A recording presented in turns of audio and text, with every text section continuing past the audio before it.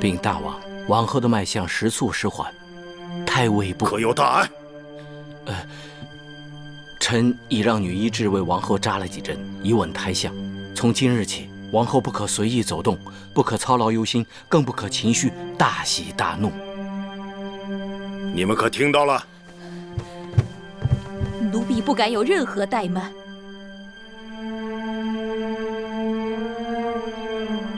既然王后养胎，不可操劳忧心，这后宫事务还是重新交还给魏夫人，让唐夫人协助着办理。是。王后需要静养，从今日起，后宫嫔妃们来向王后请安，只在门外，不得入内。王后没有寡人之令，不得离开交房殿，大门给我关好，免得闲人打扰王后。大王，大王，大王！姐姐，大王！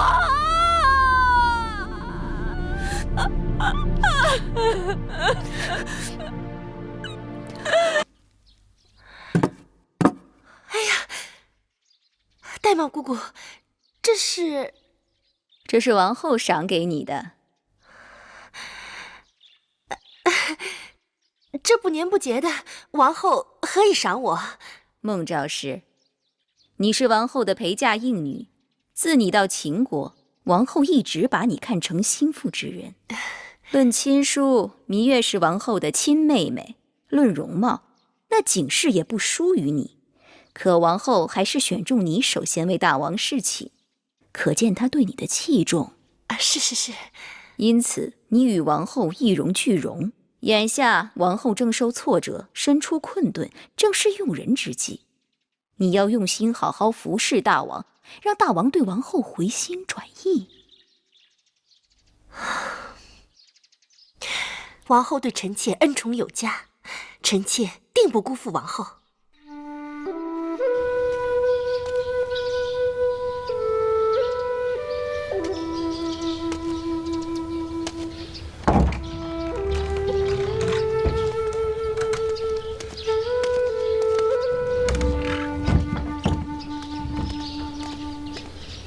大王，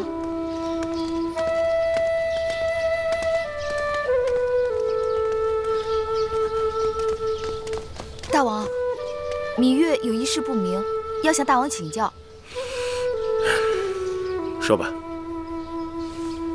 芈月听说，咸阳有一女子，在家是好女儿，在外是好媳妇。有一日，娘家人和婆家人一言不合，动手打了起来。都喊那女子帮忙，弄得那女子好生为难。大王，可有处置的办法？若那女子想做婆家的好媳妇，就该一心帮着婆家；若她想做娘家的好女儿，那就休婚，回娘家去吧。难道就不能两全？不能。也没有是非对错？当然有。那谁对谁错，谁来评判？那就要看谁人说，对谁说。怎么说？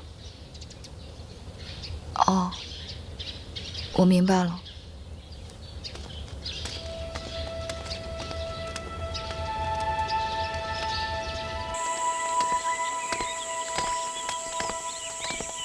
大王，芈月为了王后的事情，已经往大王的承门殿跑了好几次了。那小丫头倔强，但对王后倒是忠心耿耿。既然如此，不知为何王后安排身边的应女侍寝，却从来没有芈月。谁都能看得出，芈月的心思不在这里。回去替寡人传旨，把楚国那些被俘的将领们都放回去吧。是。哎，你这是把寡人往哪里带的？大王要去哪儿啊？是你把我带到这里来的。大王日日忙于公务，难得到园子里转一转。前一阵儿啊，这儿的菊花开的是要多好有多好啊，眼下呀，都快开拜了。拜见大王。免礼。你们在做何事？今日是吉日，臣妾特地沐浴、更衣、焚香，前来采集花草，以供奉在臣妾房中神龛面前，替大王和王后祈福。为寡人和王后？是。都祈了什么福啊？大王英勇神武，威冠群雄。王后贤良淑德，风华绝代。臣妾想祈求上苍的神灵，保佑秦国风调雨顺，保佑大王和王后恩爱和睦，更要保佑大王即将出生的嫡子康泰平安。只是祭祀祈福要有虔诚之心，你这花红柳绿，只怕诸神会怪罪。你还是洗净脂粉，重新沐浴更衣，再做吧。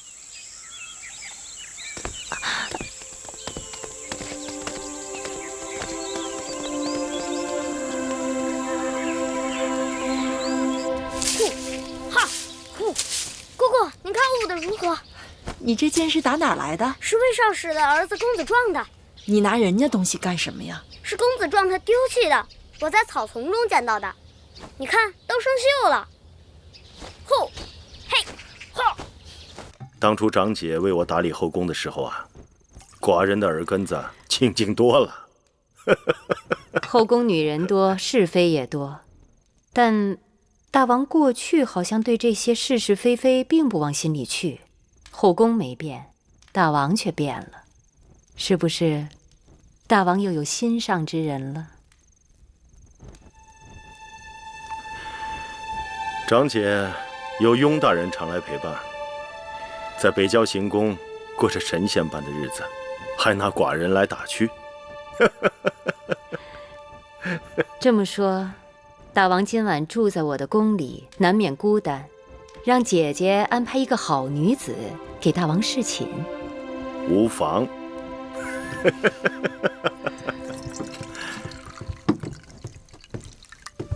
大王，芈月来了。她来了？是。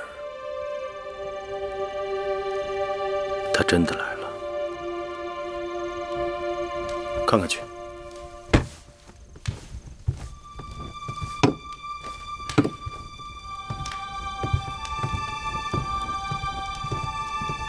哪个芈月呀？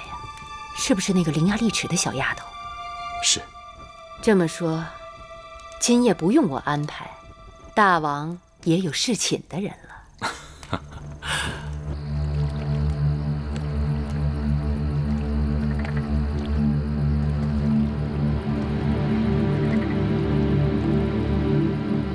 此事寡人已经知道，既然有王后的应允，宫刑可免，但按秦律，偷盗他人财物必须责罚，哪怕是寡人的兄弟，也不能网开一面。眼下魏夫人执掌后宫，行事虽有些急躁，但并无大错。那不是偷，那把剑是公子壮丢弃在草丛里的，是生了锈的。怎么不是偷？那是谁家的园子？他拿走那把剑，告知了公子壮，并得到许可了吗？大王明示芈月，如何才能救弟弟？我大秦以法立信，刑上大夫，寡人帮不了你。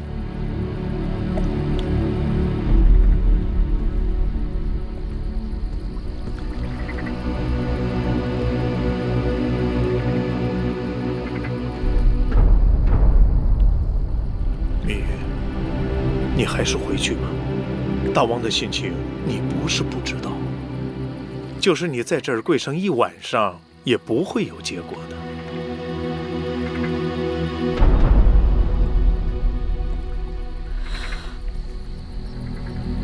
大剑垂怜，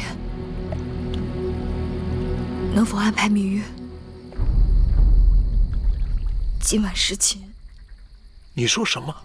芈月山穷水尽了，连这性命都不在乎，哪还在乎这身子？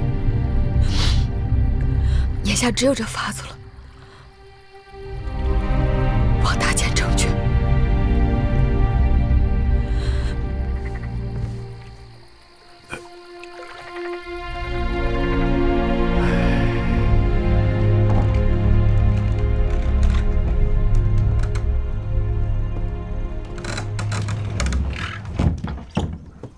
给寡人宽衣。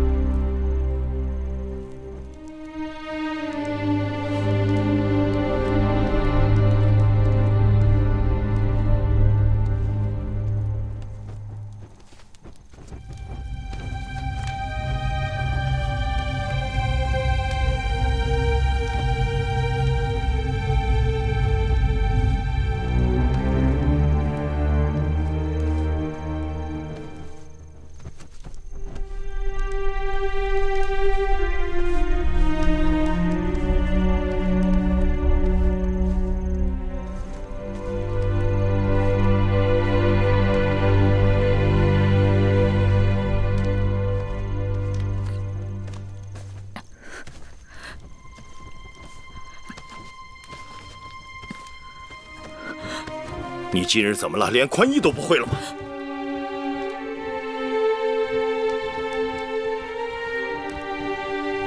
怎么会是你？你以为如此就能救你弟弟吗？明月是情，心甘情愿。丫头，你的心思明明白白写在脸上，你有难处，有求于寡人。可你知道寡人这一辈子最痛恨的是什么吗？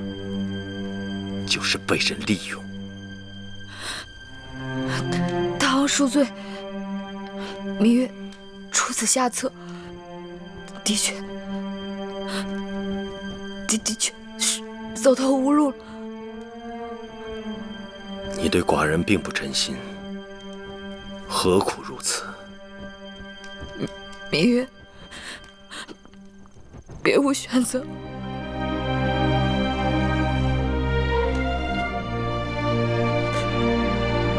起来吧，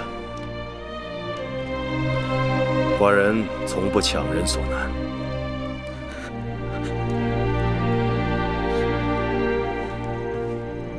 你跪着也没用。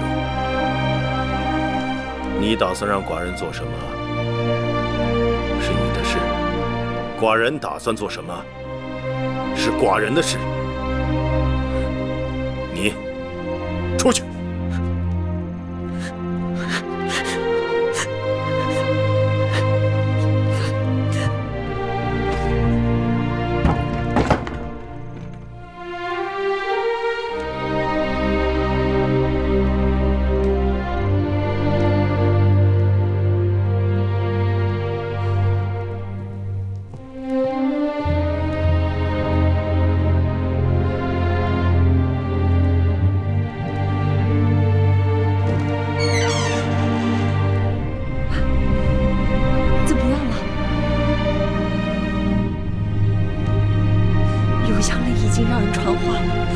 4时，他们就要对小冉动手了。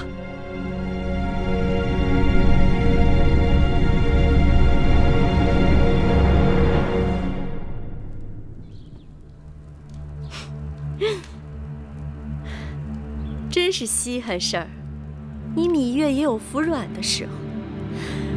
听说你昨日从我这儿走后，去求过王后，却吃了闭门羹。我倒也是好奇，这王后一向是把你当成救命稻草一般，这次怎么就轻易放手了？怕是自顾不暇，只好把你当成弃子了。其实王后也应该心存谢意，我给你安排的去处，并不算差。多说无益。这是你要我写的那封信。一手交人，一手交信。刚才我还在担心，杀只鸡临死前还得正正翅膀呢，你可是惯于作怪。把你写的拿过来，让我细细看看，免得你在里面再耍什么把戏。见不到小冉，你休想拿到这封信。你若不给我这封书信，你那弟弟可就性命不保了。夫人，夫人，那小童他……你来的正好，把那小童给我带到这里来。不是啊，木剑方才领人去了隐宫，把那小野种给带走了。什么？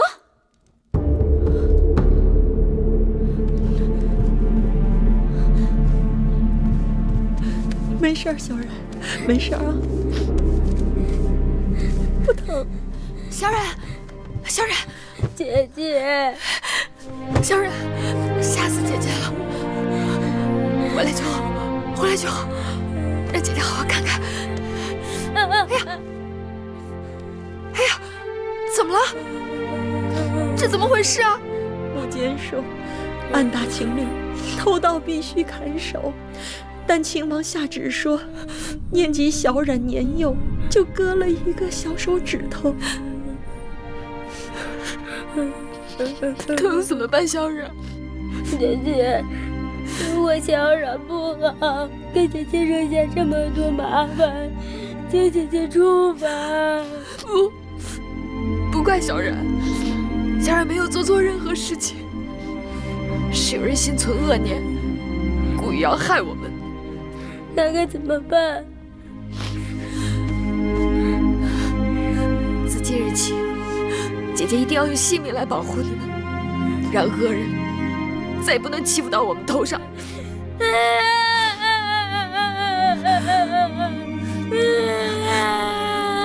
不哭，小冉。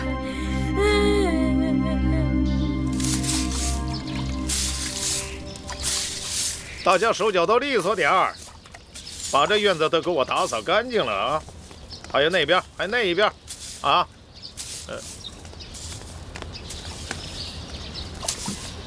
大监请留步。哎呦，是魏夫人。想来大监不会不知，大王已经命我主持打理后宫事务。今日我本想依照宫规处罚一小童，大监为何出手干预？老奴也是受命而行啊。奉谁之命？大王。切，大王，这不可能。夫人是怀疑老奴在假传大王旨意。大王他不在宫中。大王耳聪目明，夫人若是对老奴有责怪之处，可以向大王直接请旨问责。夫人恕罪。大王今日回宫，老奴还有很多杂物要去处理，告退。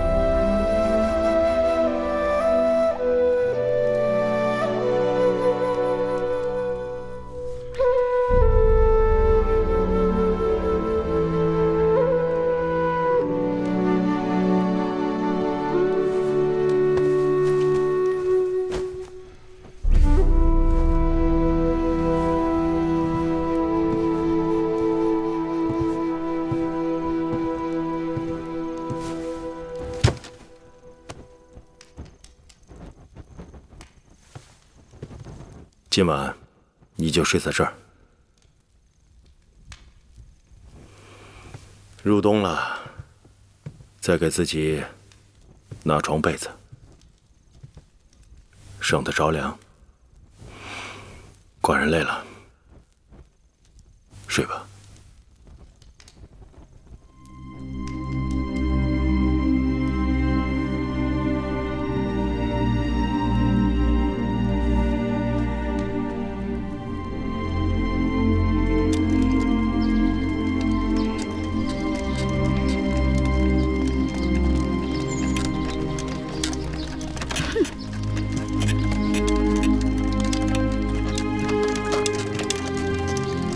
有什么了不起的？乌鸦飞上梧桐树，还能变凤凰。只要能飞上梧桐树，是不是凤凰不重要。哼！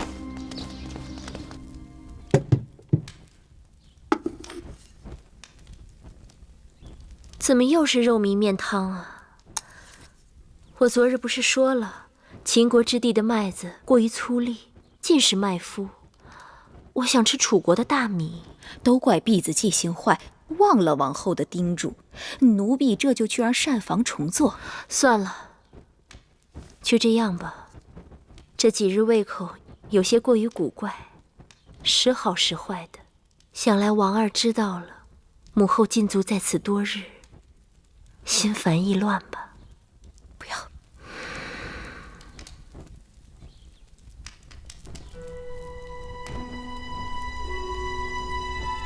玳瑁姑姑啊，汤勺。哦。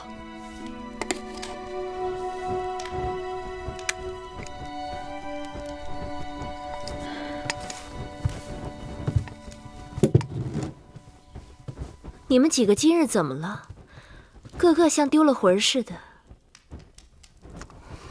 珍珠，说。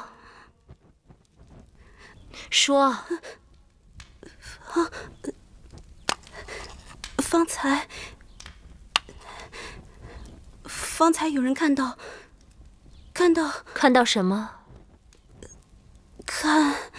看到芈月乘着大王的辇轿从成明殿回来。大王的辇轿？是。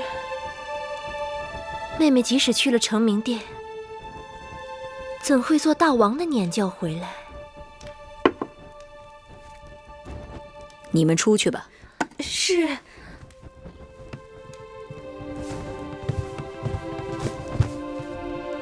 禀报王后，大王昨夜临幸了芈月。你说什么？大王昨夜临幸了芈月。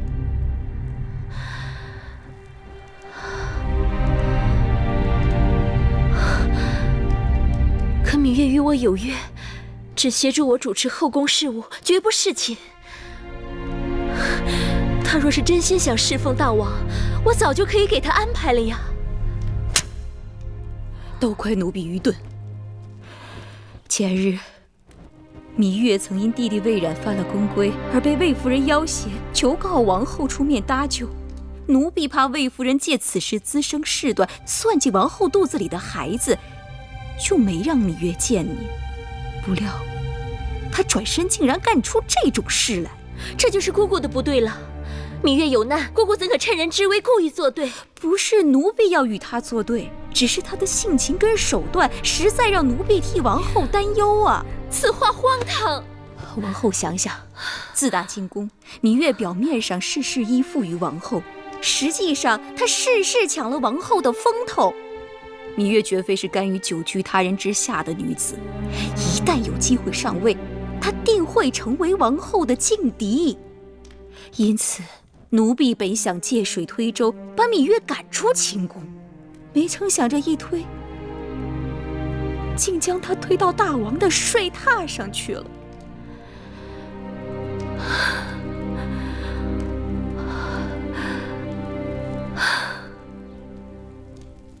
姑姑不必自责了，事已至此，说什么都晚了。看来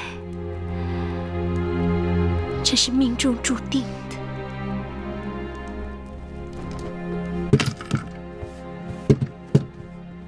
这些东西是大王让我们送过来的。大王说，芈月平日衣着过于简朴，让芈月拿来装扮点事的。谢大王恩赐。行了，这宫里头还有别的事，我就不在你们这儿讨茶喝了。你们忙你们的，小的告退了。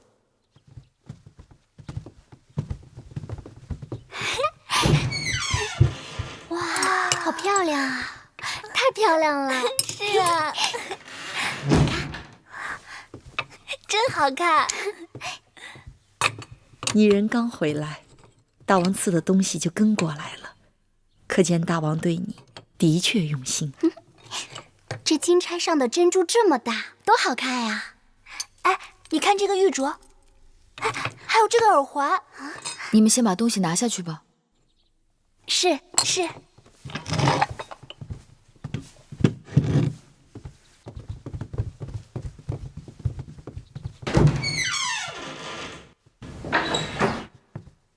我看你回来，就一直心事重重的。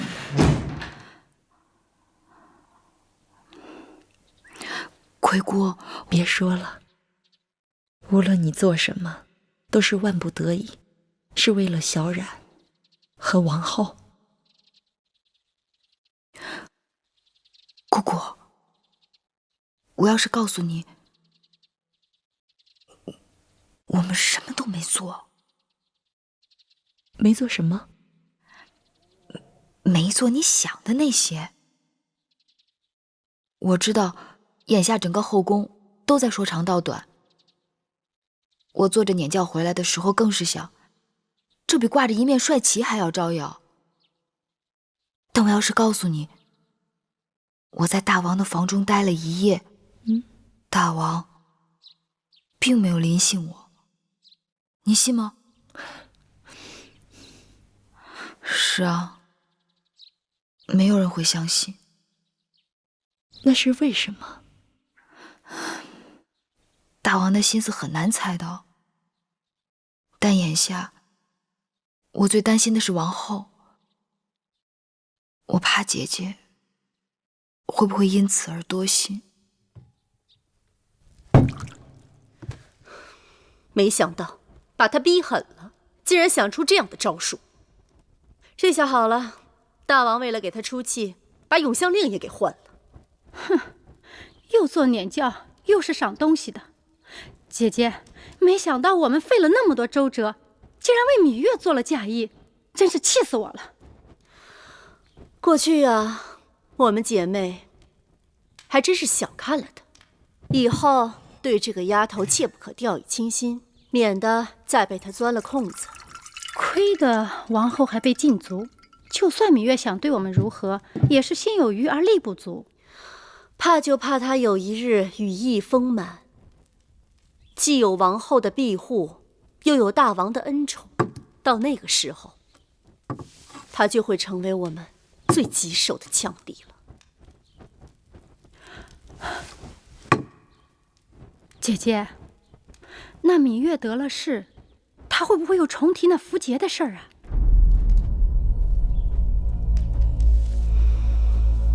那铜符节被公孙衍拿走之后，我曾派人催要过数次，却无结果。这可是悬在咱们头上的一把刀啊！看来一定要想办法，尽早把这符节讨要回来。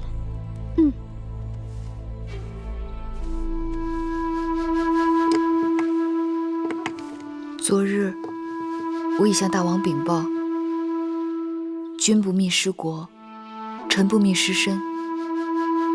我既为王后之陪嫁应女，侍寝后应当去见见王后。大王已经允许，帮我梳妆吧。今日是侍寝后第一次觐见王后，像这些凤钗啊、玉镯啊，还有玉佩，应该多带几只，也能显出大王对你的厚爱。这些东西一概不要，除了发饰必须按照规矩，其他的仍是平常装束就好。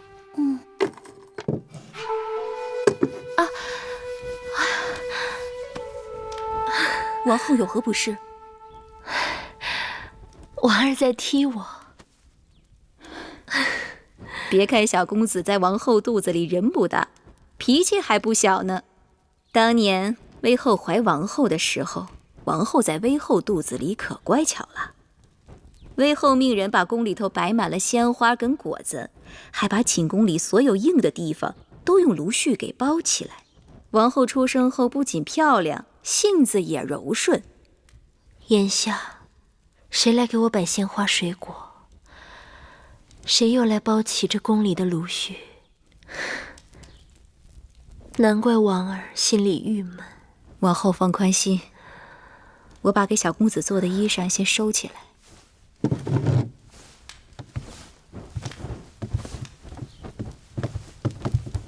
王后，芈月来了。她定是得了大王的许可，特意来看我的。王后，这种人应该立马轰他出去，该给他些颜色看看了。就算我心里怪他，也当忍一忍。王后，这是何苦啊？毕竟她是我的应妾，如今在这宫里，我们最大的冤家对头是魏夫人。大王心宠芈月，只有她能够跟魏夫人抗衡。难道你要我把她推到魏夫人那儿去吗？宣她进来。是。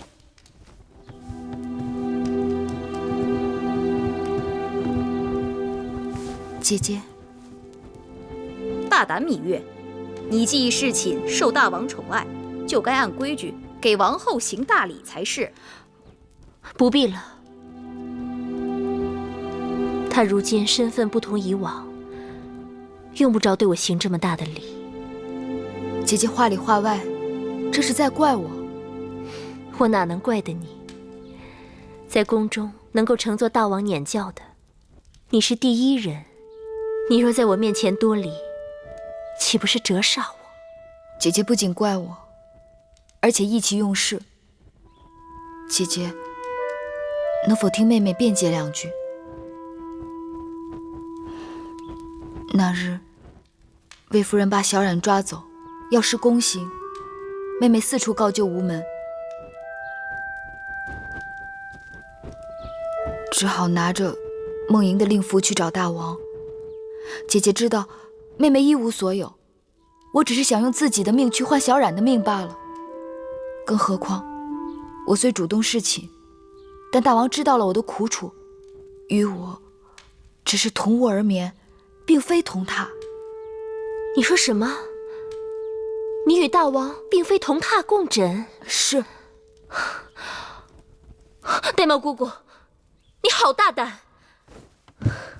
玉儿是我妹妹，她受了这等委屈，你竟然隐瞒于我，害得她不得不违心去找大王求情，你是何居心？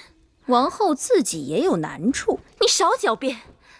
我与月儿同气连枝，他们害月儿就是在害我，这事还不都怪你？姐姐，那日我也不想牵连姐姐的。好了，妹妹，你过来。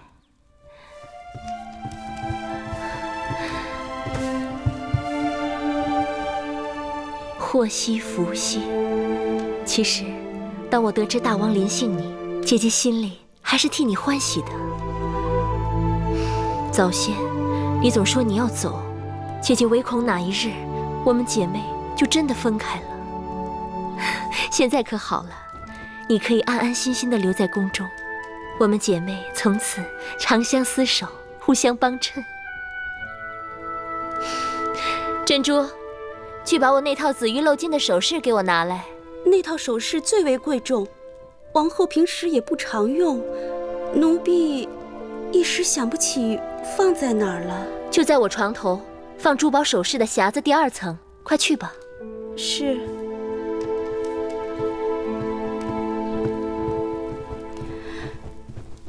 姐姐就要临产了，心境需开朗些，切不要为难了自己和腹中的孩儿。我明白，我若是为难自己，反而中了那些人的心思。好在女医治和太医常来给我调理把脉，天天药膳吃着，这身子还算无妨。大王近日政务繁忙，但大王昨日还提到了姐姐腹中的嫡子，想来大王心中是挂念姐姐的。姐姐想起那日的事，肠子都悔青了，还望妹妹在大王面前替姐姐言语几句。那是当然，多谢妹妹。拿过来。无论怎么说，妹妹也算是侍寝了，我理当送你一套妆奁，给你贺喜。这套首饰是姐姐最心爱的，你收好，就当姐姐的一点心意。这只怕不妥，这套首饰太过珍贵，妹妹承受不起。再妥当不过了。只要妹妹与姐姐一条心，姐姐愿意倾其所有。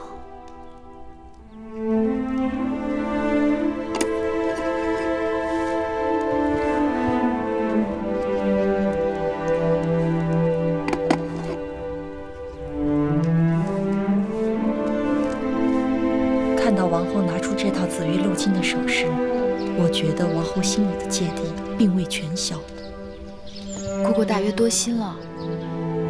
王后本是心地纯良之人，我已将实情一一相告，该是没事了。话是这么说，可从小到大，她都在高处，你在低处，她早已习惯了俯视咱们，怎能甘心养成鼻息？你今日衣着故意这般收敛，我就知道你有意回避。真希望王后能明白你的苦心。姐姐临盆在即，能让姐姐真正开心的是解除对她的禁足令。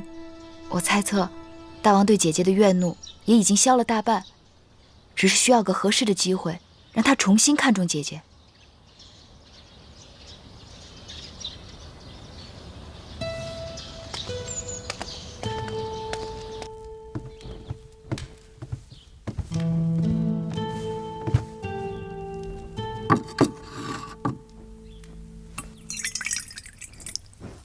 王后喝口水吧，让芈月搅和了半日，身子肯定乏了。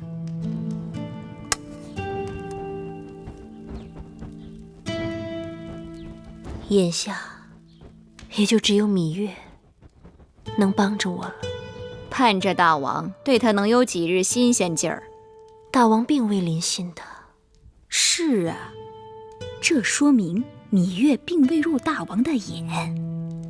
姑姑没有明白。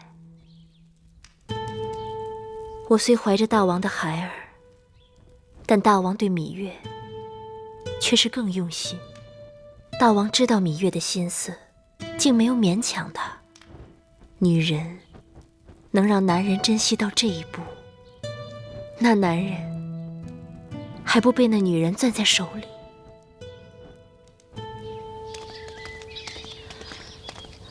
大姐，大王有诏，大王召芈月承明殿见驾。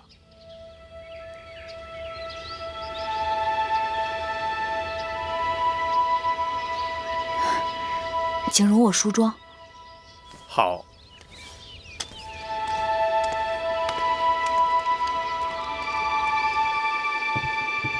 将大王赐予我的首饰，拣2只好的戴上。那衣裳呢？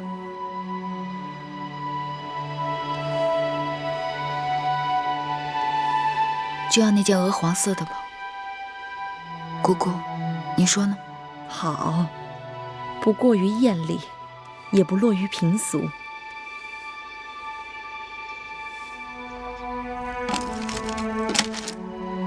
大王，芈月到了。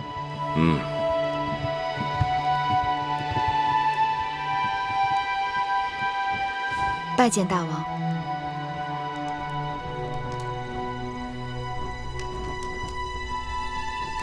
到寡人身边来。是。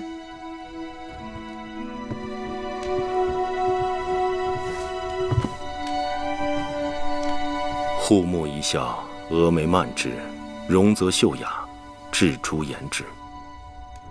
寡人正在读屈子的《楚辞》大招，果然写得很好。大王喜欢？屈子真是神来之笔，写楚国美人栩栩如生。楚国美人，并非仅仅朱唇皓齿，而且彼得好贤，习以督之。有道理。花容月貌，抵不上兰心蕙质。过去只知道屈子恨寡人入骨，巴不得烹而食之。但寡人读过他的笔墨，发现的确是个人才。既然不得楚王重用，不如来我秦国大展宏图。大王读过菊颂了吗？寿命不迁，生难国兮，身故难徙，更依窒息。心知如此，很难勉强，当真可惜。楚国人才虽不能由大王驱使，但楚国的学识却是可以拿来用的。楚国宫中藏书众多，王后出嫁时，楚王曾赏赐王后500卷书简作为陪嫁。王后的嫁妆虽然在武关被劫持，但义渠人只掠走了一些金银珠宝，而最珍贵的500卷书简，还有全套青铜乐器，全都完好无损。只因秦楚2国文字不同，秦宫中像大王这样通晓多国文字的人不多，所以这套嫁妆自入宫以后就一直没有动用过。这些寡人都知道，可是整理书籍事务，费时费力。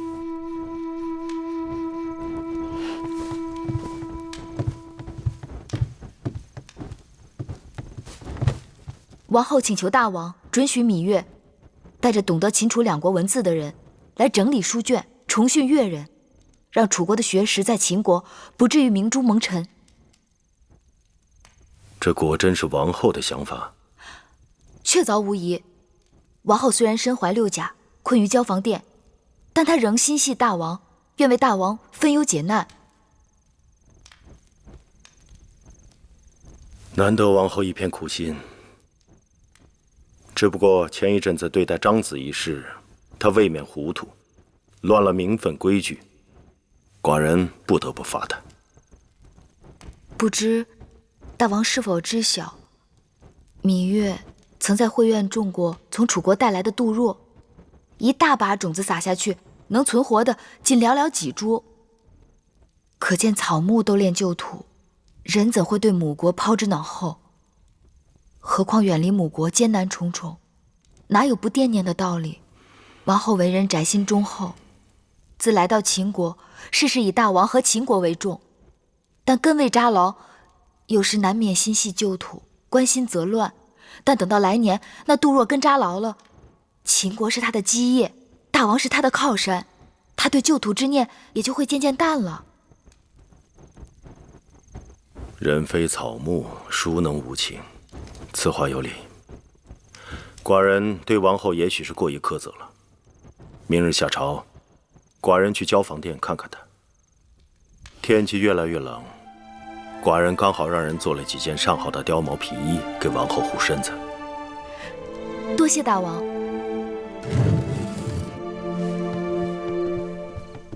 王后可喜欢这2件新衣吗？大王给的，什么都是好的。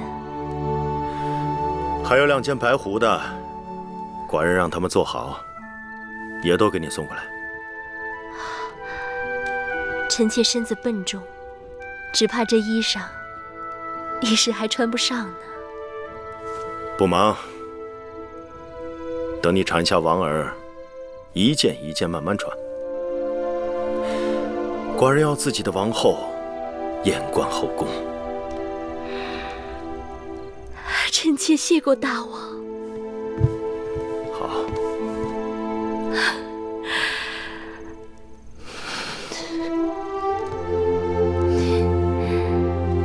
王儿，不要再提我了。你父王过来看过你了。妹妹来了。姐姐，前几日魁姑做了姜蜜，妹妹尝了觉得好，所以今日特意给姐姐送来。太好了。今晚大王要来交房殿用膳，我还特意跟珍珠说，让她把秋日里我在园子里采摘腌制的桂花拿出来，给大王做桂花莲子粥。有了你的姜蜜，怕是要把我的桂花莲子粥给比下去了。姐姐何不今日给大王做莲子粥，明日再让大王尝姜蜜，引得大王日日惦记交房殿，由不得他不来。哪能等到明日啊？好久没有吃过楚国的姜蜜，都馋死姐姐了。你还记得吗？母后也喜欢姜蜜的，特别是秋日的菊花姜蜜，总是让膳房做很多，分给各宫的公子公主们。王后何必提及此事啊？她是不会记得的。姐姐大约忘了，在楚国这种事，从来都与我无缘。先生，魏夫人那边又派人催要符节了，说是再见不到符节，她就不得不亲自上门了。这个义渠王简直是蛮横无比，他竟然狮子大开口，问我讨要500车粮草来换取符节。500车粮草，这得多大动静啊！所以我一直没有答应他。这样，你马上再去找一次义渠王，你转告他，就说我情愿拿珠宝钱财来折换成他想要的粮草，让他即刻把符节给我还回来。是。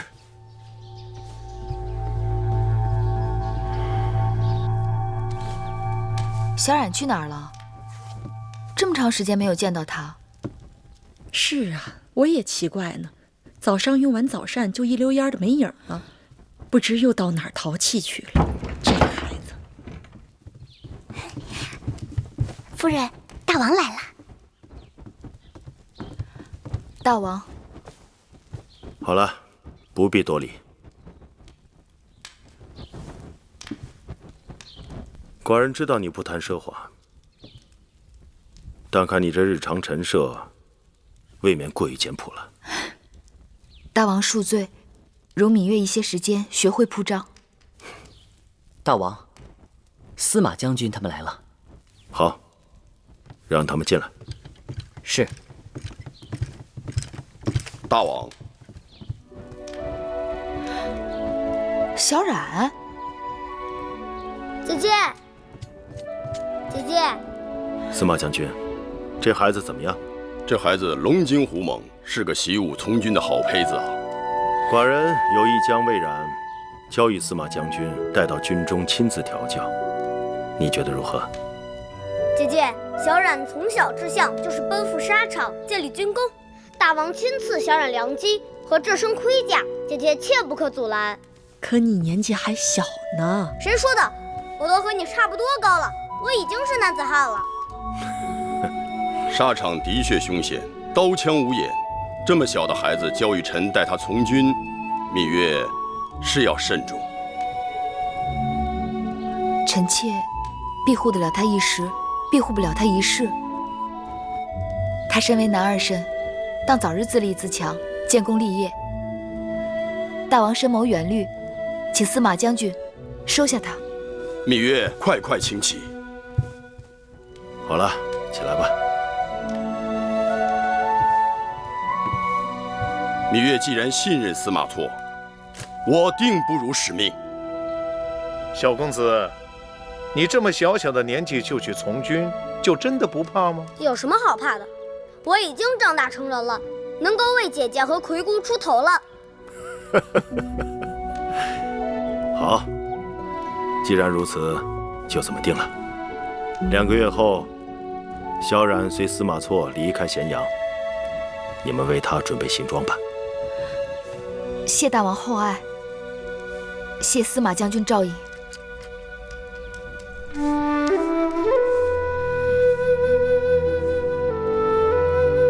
都是马字，这是赵国的马，魏国的马，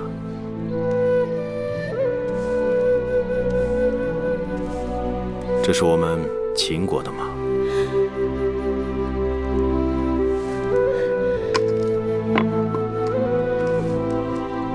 真的，果然每个国家的马字都不一样。光这个马字，7国就各有不同的写法。想要征服列国，争土地容易，征服人心，却因为文字、货币、度量衡的种种障碍，难。也未必。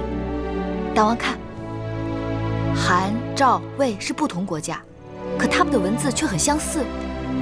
韩、赵、魏原来同属3晋，自然共用晋国文字。后来3家分晋，他们有意把文字做出种种区分，所以这3国文字虽然相似，却也不同。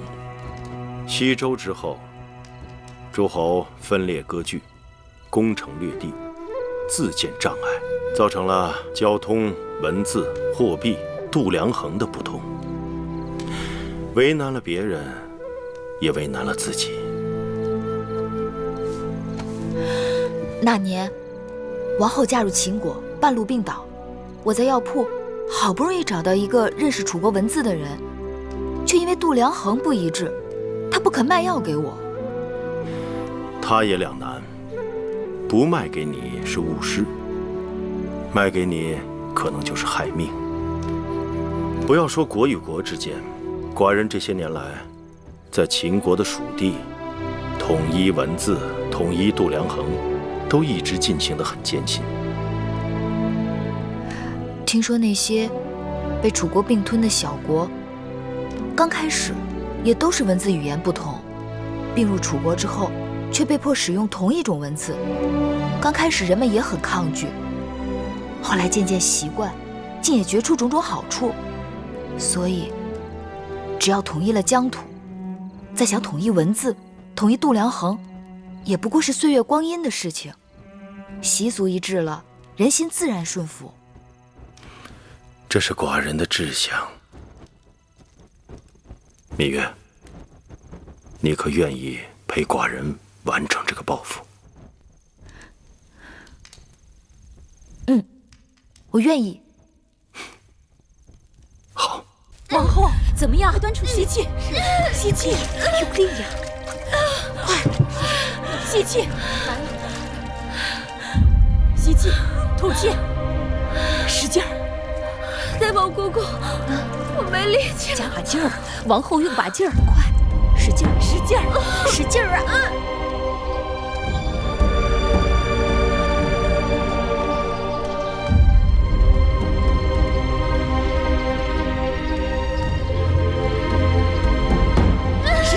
看见头了，看见头了，快出来了！热水，快，让单王不停地烧热水。好，情况怎么样？快升了。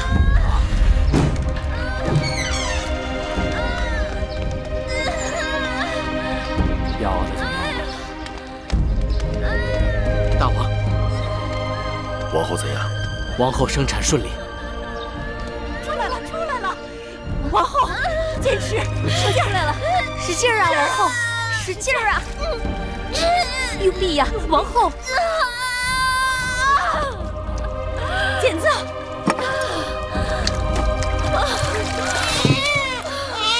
生出来了！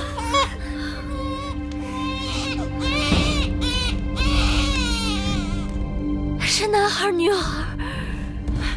恭喜王后！恭喜王后！生了！是个公子，恭喜王后，贺喜王后！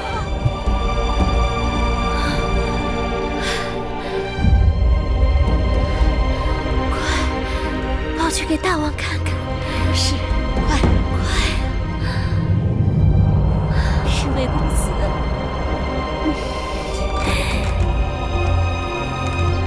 恭喜大王，贺喜大王！王后生了一位小公子，母子均安。恭喜大王，贺喜大王，喜喜彼此。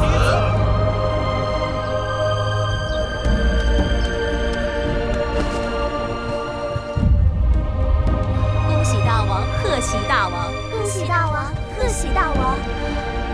寡人终于有了嫡子，这是寡人的嫡子。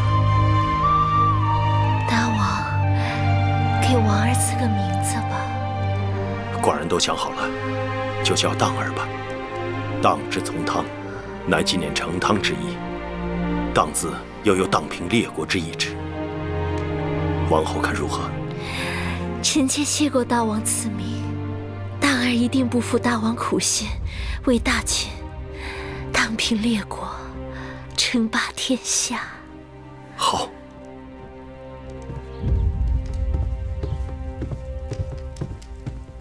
夫人，大王给王后的儿子赐名了。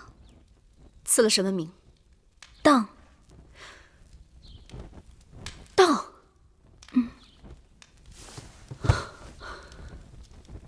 纪念成汤，荡平列国。是。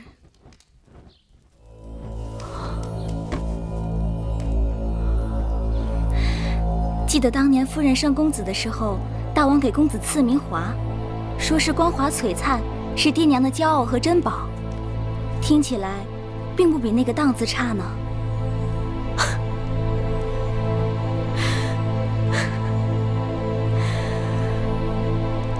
什么光华璀璨，什么爹娘的骄傲和珍宝，说的再好听，也只不过是个爱字，不是嫡子，更不是纪念成汤，大平列国，深渊期望的储君。大王会立王后的儿子为太子？你以为不会吗？大王只是跟我们这些人玩了个文字游戏吧，说不定他从一开始就没有想过立华儿为太子，只是我傻，不仅盼着华儿当太子，还一心一意的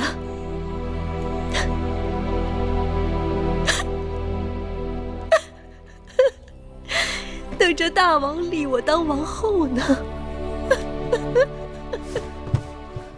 夫人，别过于伤心了。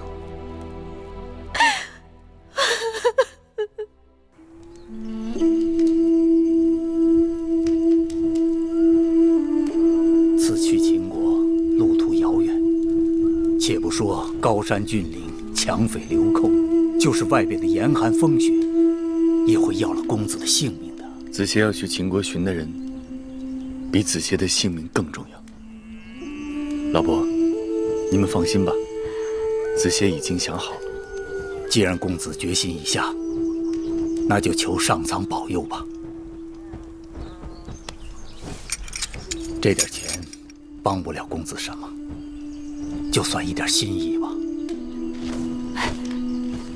老伯对子歇恩重如山，如来日有机会，子歇定会报效万一。大王，今日我去看姐姐，姐姐为大王给蛋儿取名而欢喜至极。你也喜欢这个名字？谁人能不喜欢？哦，对了，大王，上次与大王提起唐夫人节俭，把每日省下的灯油一点一滴刮下来留用。昨日内府突然派人给唐夫人送去了10斤灯油，惊得唐夫人对着内府的人直抹眼泪。寡人为太子时，唐夫人就跟在身边。寡人理当善待老实人。我近来还知道了，宫里的烹饪高人是谁？谁呀？魏良人。你怎么知道的？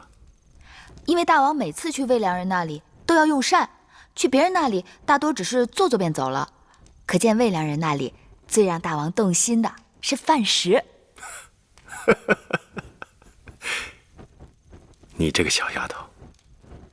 好了，今天就不说宫里的事，说点别的。说什么？说说你的子歇，如何？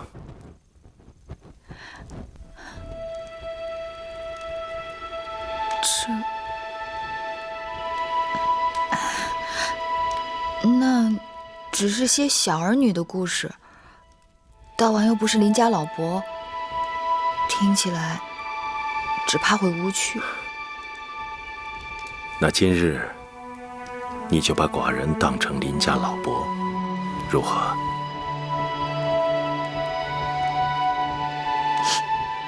邻家老伯，那邻家老伯就猜猜，我与子歇是怎样相识的？月儿喜欢逞强，只怕不打不成交吧。我自幼常常在宫中与人打架，但子歇从来都是帮手，不是对手。我与子歇的缘分，还是从我在膳房给弟弟偷糕饼开始的。皇歇谦谦君子，却要跟着你当小贼，真是难为他了。偷糕饼算什么？子歇跟着我，不仅在宫里偷瓜果，还偷草药，还曾把南后的后花园给翻了天了，连那宝官都被我打伤了。宝官是南后的侍从？那是南后的护院狗。护院狗？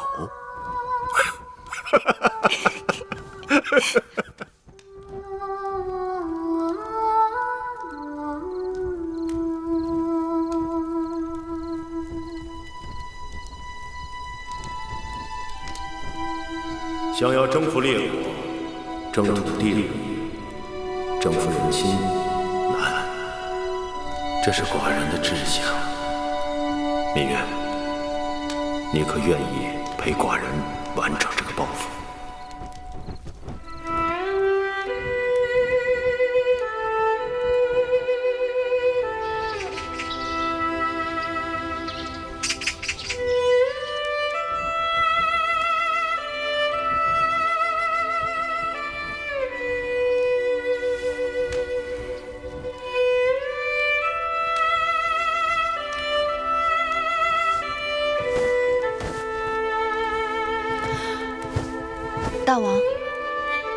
大王晨起习武，芈月来陪。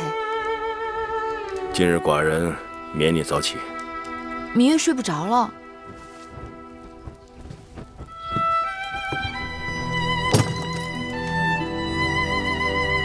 那就替寡人更衣吧。是。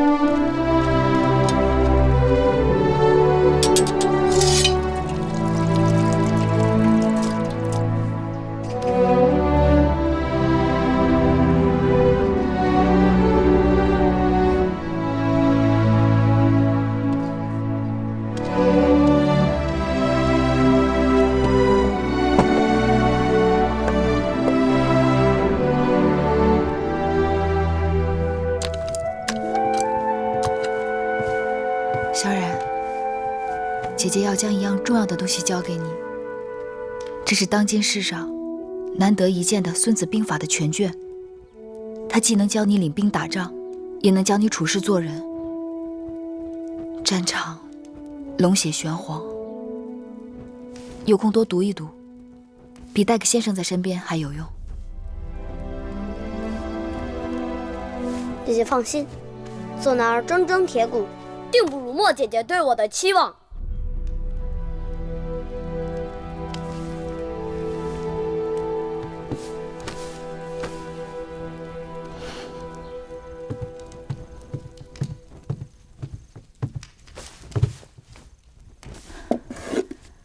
大王，喝茶。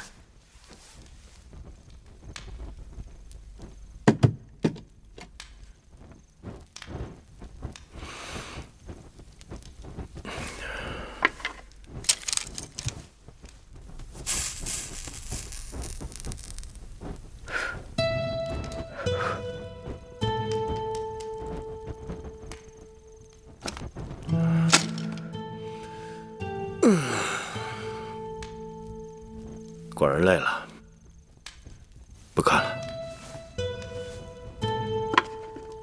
陪老伯说说话。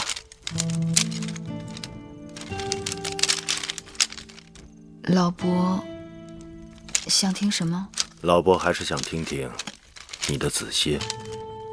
还说？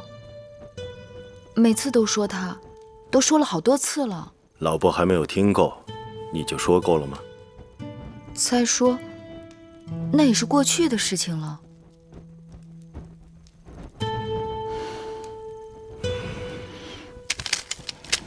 知道吗？子歇曾答应我，说这辈子只要下雨，他便背着我走路。为何有此承诺呢？那年我生辰，魁姑给我做了双绣鞋。魁姑的女工是宫里1等1的好，那双鞋子真叫人爱不释手。可那日正巧赶上下雨，我便将鞋子揣在怀里，赤着脚走路。子歇在公道上碰到了我，心痛至极，他硬要我把鞋子穿上，背着我走。他告诉我说，这辈子与我在一起，一定要让我总有新鞋穿。如若下雨，他便背着我走路。你们两人真是天设地造的一双，可惜了。